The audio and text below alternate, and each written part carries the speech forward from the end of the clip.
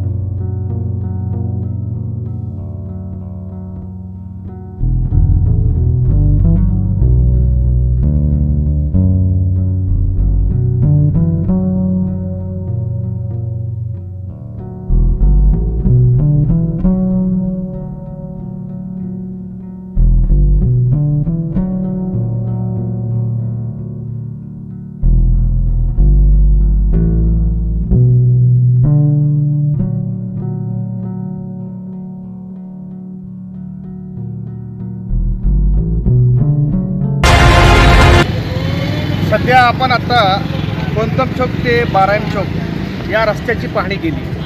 आमच्या जमजम न्यूज इंडियाच्या मार्फत आमचे शिष्टमंडळ आणि पत्रकार आणि प्रतिनिधींनी मिळून या रस्त्याची पाहणी केली। या रस्त्यावर हा रस्ता कमीत कमी मला वाटते एक 500 फूट असेल किंवा 1000 फूट असेल। पूर्ण रस्ता खराब झालेला आहे। हा रस्ता तयार करून मला वाटतं रेमझेम 1 वर्ष 1.5 वर्ष झालेले आहे।